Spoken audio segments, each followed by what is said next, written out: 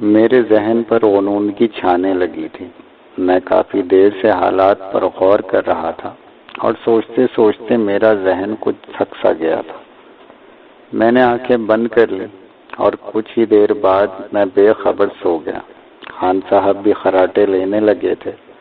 پتہ نہیں میں کتنی دیر سویا، مگر ایک دھماکے سے میری آنکھ کھل گئی۔ یہ دھماکہ بہت خوفناک تھا اور بندوق کے دھماکے سے قطعی مختلف۔ اس وقت ایک سپاہی تقریباً بھاگتا ہوا کمرے میں داخل ہوا اور اس نے خان صاحب کو خود اٹھایا۔ سپاہی کہہ رہا تھا، وہ اب کے بہت بڑی تعداد میں ہیں، ان کے ساتھ ایک توپ بھی ہے جس کے گولے جیل کی دیوار پر لگ رہے ہیں۔ جیل کی 4 دیواری کے ایک طرف کی دیوار کچھ گر گئی ہے، مگر ابھی تک ہم نے انہیں آگے بڑھنے نہیں دیا۔ خان صاحب سپاہی کی بات سن کر ایک دم اس کا سہارا لے کر اٹھ کھڑے ہوئے اور بولے، چلو میں بھی دیکھتا ہوں۔ اب میں نے مداخلت کی کیونکہ خان صاحب زخمی تھے اور اس حالت میں ان کا لڑائی لڑنا میری نظر میں خطرناک تھا۔ خان صاحب، میرا خیال ہے آپ آرام کیجئے، آپ اس قابل نہیں کہ لڑائی میں شریک ہوں۔ مرشد، خدا کے لیے مجھے نہ روکیے۔ اول تو آپ سے کیا ہوا عہد مجھے نبھانا ہے، دویم یہ کہ میرے سپاہی اپنی جانوں پر کھیلیں اور میں یہاں پڑا رہوں، یہ میرے لیے باعث شرم ہے۔ خان صاحب نے التجا کرتے ہوئے مجھ سے کہا۔ میں نے ان کے جذبے اور جوش کو دیکھتے ہوئے مناسب نہیں سمجھا کہ مزید ان سے کچھ کہوں۔ میں نے انہیں جانے کی اجازت دے دی۔ اسی وقت جیل کے گھنٹے نے 4 بجنے کا اعلان کیا۔ خان صاحب سپاہی کا سہارا لیے اپنے ہاتھ میں بندوق تھامے کمرے سے نکل چکے تھے۔ بندوق کے مسلسل دھماکوں سے فضا ایک بار پھر گونجنے لگی تھی۔ اب ان دھماکوں میں کچھ دیر بعد ایک بڑے دھماکے کا اضافہ ہو جاتا تھا۔ میرے اندازے کے مطابق جبار کا عمل ختم ہونے میں اب تقریباً 1 گھنٹہ باقی رہ گیا تھا۔ میں نے اپنے تصور کی قوت کے ذریعے ایک بار پھر جبار کا نظارہ کیا۔ میں ہر چند اپنے ہمزاد کے سبب اس کی طرف سے اتنا متفکر نہیں تھا، مگر پھر بھی حالات سے باخبر رہنا چاہتا تھا۔ جبار مجھے مصروف عمل نظر آیا، حالانکہ مجھے اس کے چہرے سے بے انتہا نقاہت اور کمزوری کا پتہ لگ رہا تھا، مگر اس کے باوجود وہ ہمت نہیں ہارا تھا۔ ہمزاد بھی مجھے مستعد نظر آ رہا تھا۔ میں نے اسے مخاطب کیا، کیوں عمل میں کتنی دیر باقی ہے؟ بس اب 15-20 منٹ میں ختم ہونے والا ہے۔ ہم کامیابی کی منزل کے بالکل قریب پہنچ چکے ہیں۔ جبار نے واقعی بڑی ہمت و جرأت کا ثبوت دیا ہے، ہمزاد نے جواب دیا۔ اچانک کمرے میں قدموں کی آوازیں سن کر میں نے آنکھیں کھول لی۔ وہ منظر میرے لیے اتنا ہی عجیب اور غیر متوقع تھا کہ میں یہ سب بھول گیا۔ میں اسی وقت حفاظتی حصار میں ہوں اور مجھے اس سے باہر نہیں نکلنا چاہیے۔ 3-4 سپاہی خان بندے علی کے لہو لہان جسم کو اٹھائے ہوئے چارپائی کی طرف بڑھ رہے تھے۔ میں بے اختیار ہو کر ان کی طرف بڑھا۔ میرے اس عمل میں صرف جذبات کا دخل تھا، لیکن جیسے ہی میں نے حمزات کے قائم کیے ہوئے نادیدہ حصار سے باہر قدم رکھا، میرے جسم کو ایک شدید جھٹکا لگا۔ پورے جسم میں آگ سی لگ گئی۔ بے ساختہ میرے منہ سے چیخ نکل گئی۔ وہ جھٹکا اتنا شدید تھا کہ میں اپنے جسم پر قابو نہ رکھ سکا، لیکن خیریت یہ ہوئی کہ میرا جسم واپس حصار کے اندر ہی گرا۔ کمرے میں موجود سپاہی، جن کے چہروں پر پہلے ہی سے ملال کے سائے چھائے ہوئے تھے، میری طرف خالی خالی نظروں سے دیکھنے لگے۔ میرا جسم ابھی تک جھنجھنا رہا تھا۔ میں آہستہ سے اٹھ کر چارپائی پر بیٹھ گیا۔ دھماکوں کی لگاتار آوازیں اب بھی سنائی دے رہی تھیں۔ میرے حواس کچھ بحال ہوئے تو میں نے کمرے سے باہر جاتے ہوئے سپاہیوں سے دریافت کیا، خان صاحب کو کیا ہوا؟ بے ہوش ہو گئے ہیں؟ ان میں سے ایک نے میری طرف دیکھا اور آنکھیں پرنم تھیں۔ وہ ہمیشہ کے لیے چھوڑ گئے۔ اس کی آواز بھرائی ہوئی تھی۔ انہوں نے مرتے وقت آخری نصیحت یہ کی تھی کہ صبح سے پہلے کسی طرح ملٹری جیل میں داخل نہ ہونے دیا جائے۔ یہ خبر سن کر میرے دل پر ایک گھونسا سا لگا۔ وہ مرد وفا آخر مارا گیا، خدا اسے جنت نصیب کرے، میں زیر لب بڑبڑایا۔ سپاہی اپنا فرض کی ادائیگی کے لیے روانہ ہو گیا تھا، مگر میں محسوس کر رہا تھا کہ دھماکوں نے اب نسبتاً شدت اختیار کر لی ہے۔ میرے اندازے کے مطابق اب جبار کا عمل ختم ہونے میں صرف چند منٹ باقی تھے، اور یہ چند منٹ بہت فیصلہ کن تھے۔ اچانک میرے کانوں سے سخت قسم کا شور ٹکرایا۔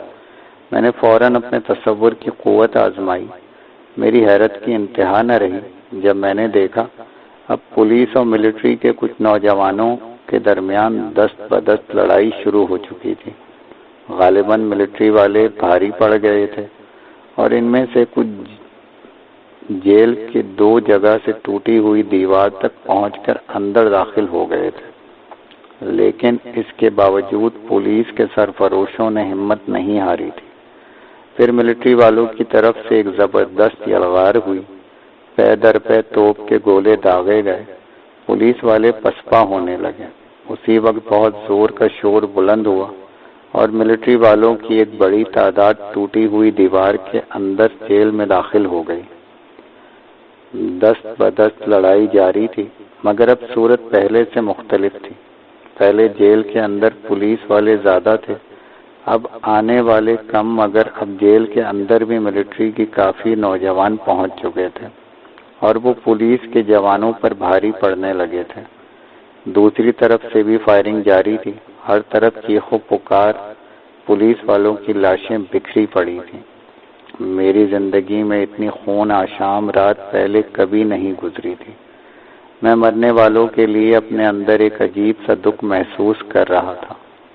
میں ایسے ہی خیالوں میں کھو گیا اور توجہ کی کمی کے سبب میرا سلسلہ تصور ٹوٹ گیا۔ اسی وقت میری سماعت سے حمزاد کی آواز ٹکرائی۔ آنکھیں کھولیے اور وہ خوشخبری سنیے جس کے لیے آپ کی سماعت ترس گئی تھی۔ میں نے آنکھیں کھولی تو دیکھا حمزاد کے ہمراہ عبدالجبار موجود ہے، مگر میں جانتا تھا کہ نہ تو وہ میرے حمزاد کو دیکھنے کا اہل ہے اور نہ اس کی آواز سننے کا، جب تک حمزاد خود اسے اپنی آواز نہ سنانا چاہے۔ جبار اپنے حمزاد کو قابو کرنے میں کامیاب ہو گیا، مبارک ہو آپ کو۔ میرا خیال ہے کہ اب ہمیں فوراً یہ جگہ چھوڑ دینی چاہیے، چلیے، حمزاد نے مجھ سے کہا۔ لیکن اس کی بات سن کر میں ذرا ہچکچایا۔ کیا میں اب حصار سے باہر آ سکتا ہوں؟ پھر میں نے اب سے کچھ دیر پہلے کا واقعہ اسے مختصراً سنایا۔ اب ماپارہ کی طرف سے فکر نہ کیجیے، اسے اطلاع مل چکی ہوگی کہ جبار اپنے عمل میں کامیاب ہو چکا ہے۔ اب وہ مدافعت کی جنگ لڑنے پر مجبور ہے۔ اب اس میں اب ہم پر حملہ کرنے کی ہمت نہیں ہو سکتی۔ حمزاد کی بات سن کر مجھے تسلی ہوئی اور میں فوراً اپنے حصار سے باہر آ گیا۔ اس مرتبہ میں قطعی محفوظ تھا۔ اس عرصے میں جبار خاموش رہا تھا۔ وہ غالباً سمجھ چکا تھا کہ میں اپنے حمزاد سے مصروف گفتگو ہوں۔ دوسرا، وہ اپنے چہرے سے خاصا تھکا ہوا اور نڈھال دکھائی دے رہا تھا، جیسے کئی راتوں کا جاگا ہو۔ میں نے کمرے سے نکلتے ہی پہلی بار اسے مخاطب کیا۔ مبارک ہو جبار کہ تم آزمائش میں پورے اترے، یہ سب آپ کی عنایت ہے۔ اگر قدم قدم پر مجھے آپ کی معاونت حاصل نہ ہوتی تو میں کبھی کامیاب نہ ہو پاتا، جبار نے غنون زدہ لہجے میں کہا۔ ہم جیل کی دائیں طرف والی بیرکوں سے گزرتے ہوئے ان کی پشت کی طرف نکل گئے۔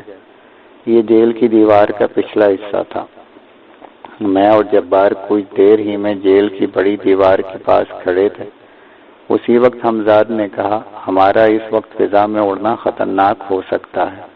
میرا خیال ہے کہ کچھ دور یوں ہی پیدل سفر کیا جائے، مگر راستے کی یہ دیوار کا کیا ہوگا؟ میں نے حمزاد سے پوچھا۔ پے در پے دھماکے ہو رہے تھے، اگر ایسے میں دیوار کا کچھ حصہ ٹوٹ جائے تو اس کے ٹوٹنے کی آواز پر کوئی متوجہ نہ ہوگا۔ میں ایسا اس لیے کر رہا ہوں کہ اب ہلکا ہلکا اجالا پھیلنے لگا ہے، حمزاد نے بتایا۔ ٹھیک ہے، تم جو مناسب سمجھو کرو، میں نے جواب دیا، اور میرا اتنا کہنے تک ہی حمزاد اچانک جیل کی موٹی دیوار میں تحلیل ہو گیا۔ پھر دوسرے ہی لمحے اگر میں اور جبار جلدی سے پیچھے نہ ہٹ جاتے تو یقیناً دیوار کے نیچے دب چکے ہوتے۔ اچانک میرا ہاتھ پکڑ کر جبار نے مجھے پیچھے کھینچ لیا تھا۔ غالباً اس کے حمزاد نے اسے ہوشیار کر دیا تھا۔ دو حمزاد کے ساتھ ہونے کا یہ پہلا فائدہ تھا۔ پھر میں اور جبار دونوں جلدی سے ٹوٹی ہوئی دیوار کے ملبے سے گزرتے ہوئے جیل سے باہر آ گئے۔ اسی وقت ایک دم حمزاد نے میرا ہاتھ پکڑا اور چیخا، دوڑیے، ہمیں دیکھ لیا گیا ہے۔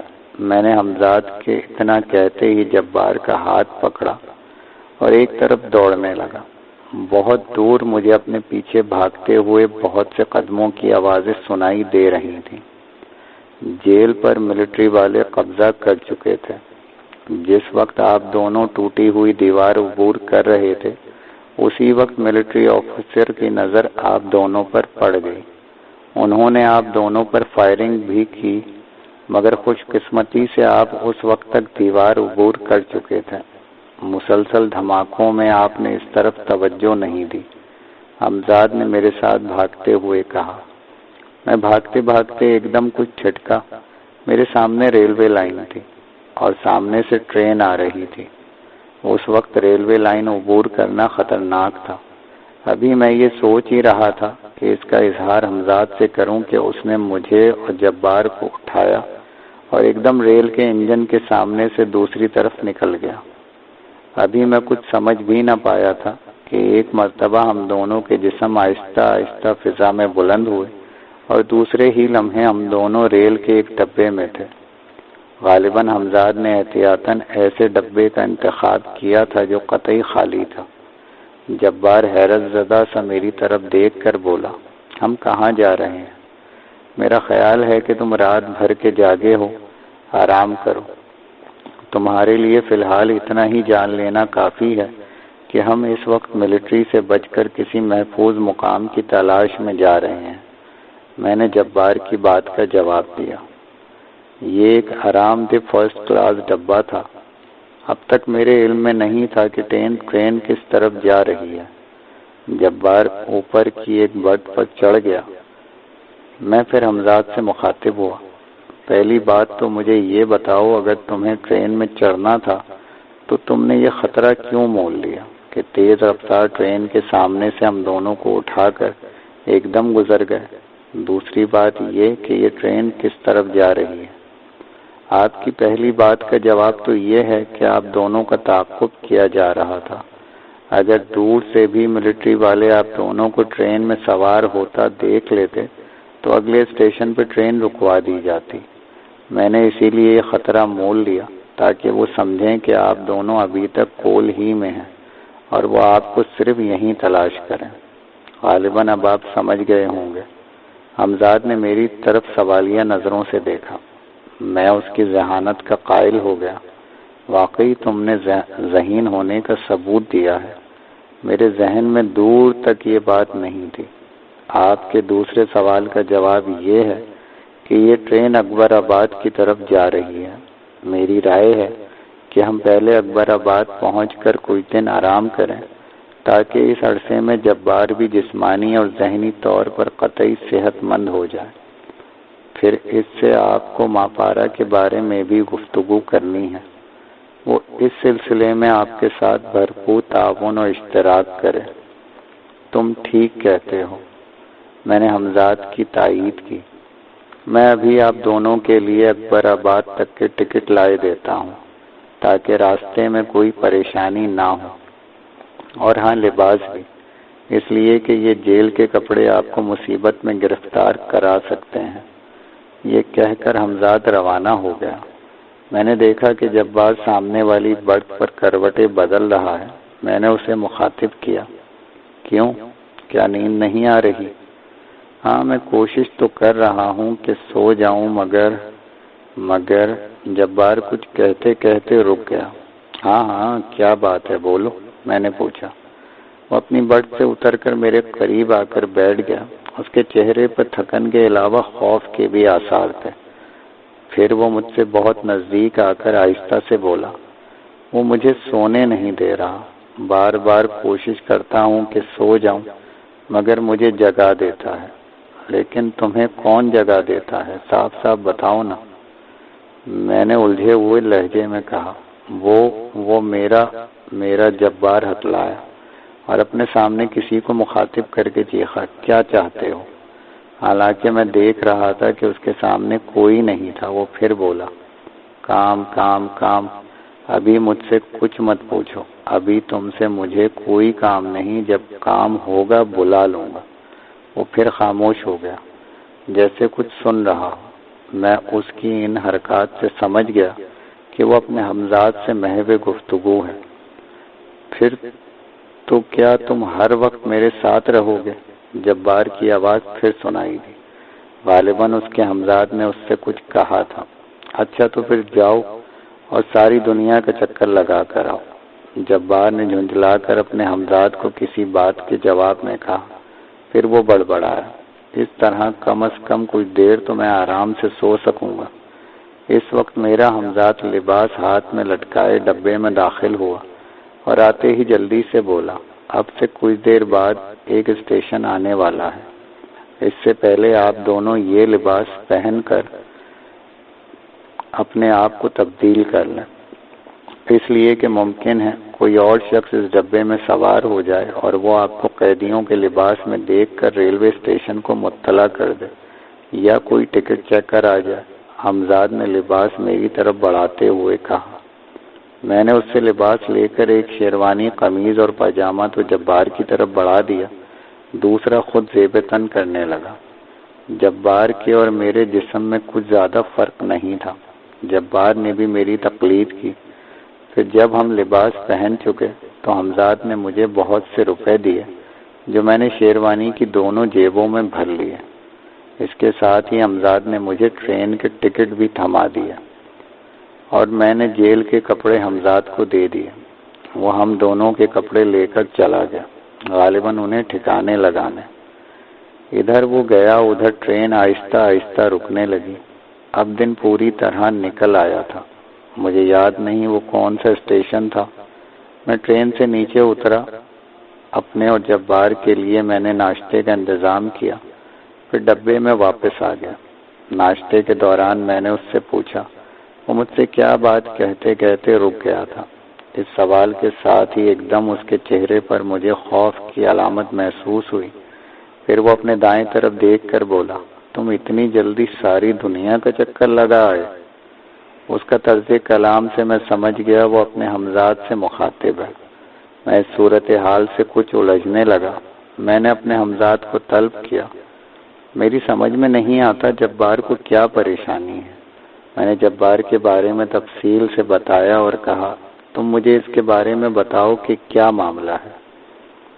ہمزاد سے یہ گفتگو کرنے سے پہلے میں جبار کے پاس سے اٹھ کر ڈبے کے دروازے پر آ کھڑا ہوا تھا تاکہ جبار میری گفتگو نہ سن سکے۔